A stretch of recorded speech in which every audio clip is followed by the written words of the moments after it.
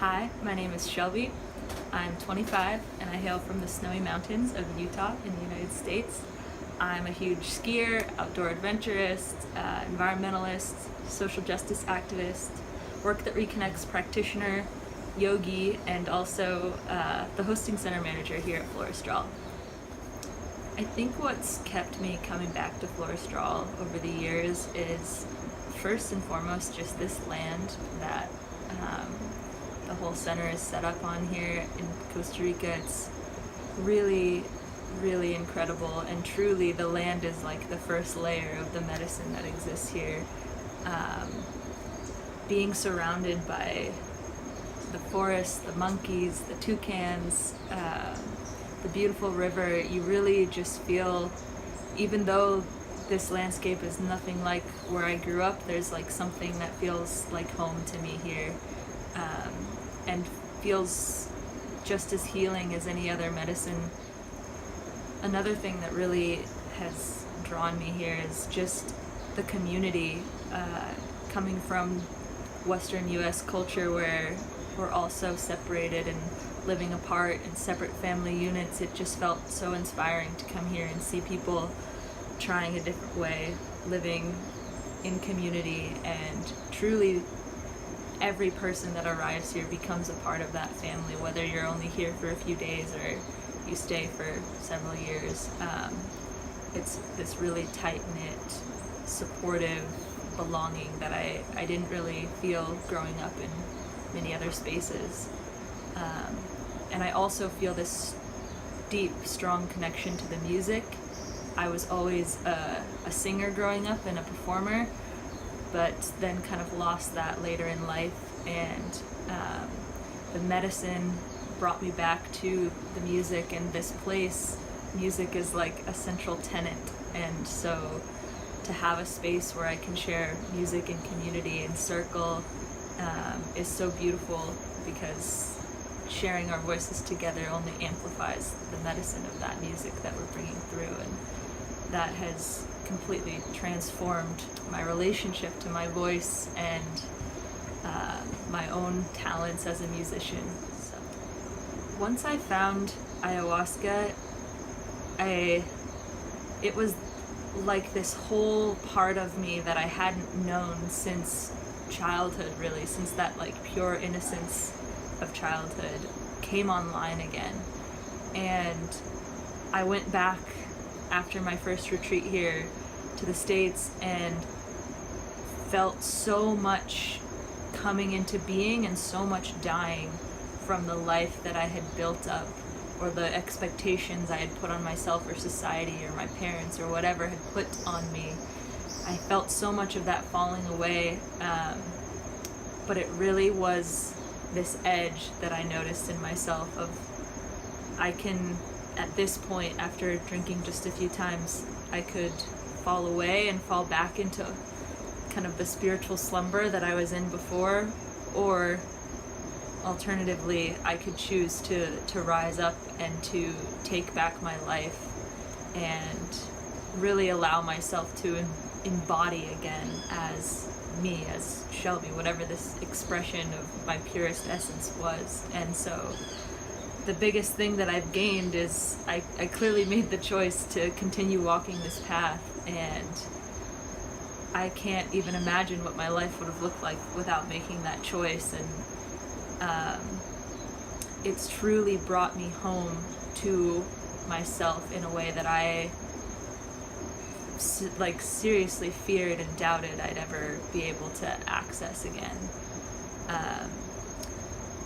And there was so many ways in which I wanted to engage in life, like by having spiritual practice like meditation, or a deepened connection with the natural world like I had as a child, that felt so distant and felt so inaccessible to me in my previous life.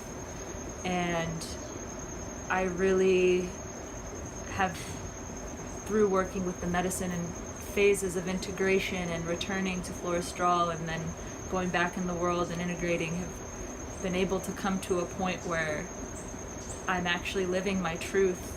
I'm living in presence.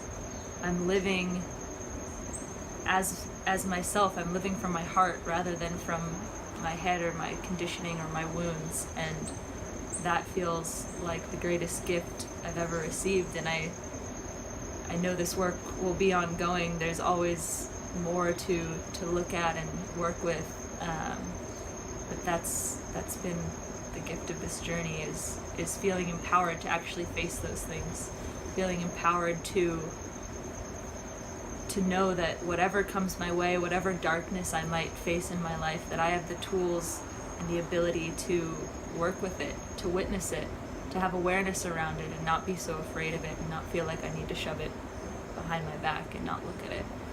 So forever grateful for the medicine and for this place, for holding the space for me to come to that space in myself. As a guest here, I spent one just week-long retreat, my very first time ever drinking ayahuasca, and I felt so incredibly held by Nicole and the whole team of volunteers they had here at the time. Vismai was off traveling, so it was just a small crew, but they really, even though I was a guest and I was experiencing a very stark transformation through my experience with the medicine, and felt very ungrounded and like my whole foundation had been rattled. They held that space so well for me, while simultaneously making me feel like a part of this Florestral family. Even though we were in different roles, it still felt like this strong woven community, even though I had just met these people days prior. And so that really left a lasting impression on me. And moving into my role here as a volunteer, I felt so inspired to be able to give back to this place and to be able to be a part of the karma yoga that keeps this place running. And I had never felt so purposeful doing, general mundane work that it takes to keep everyone fed and the space clean and, the temple arranged and whatever tasks we have to do. There was this knowing that came that it actually doesn't matter what I'm doing. Like, every act is a part of my spiritual work as well. Every act of physical assistance that I may offer is also churning that wheel of spiritual progress in my own path. And I had never experienced anything like that up until this moment. So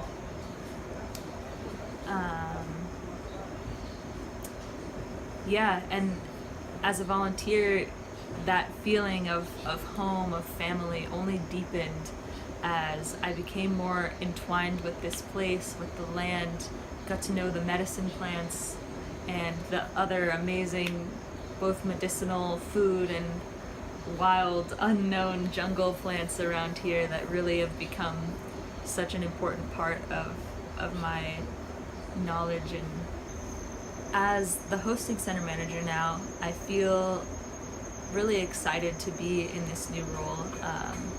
It's been such a beautiful opportunity to put into practice some of those skills and tools that I learned as a volunteer, like compassionate communication, community building, and what it looks like to live amongst other people in somewhat of a village context, and also just as a space holder to help volunteers and guests through these processes of transformation, much like I experienced here myself over the years.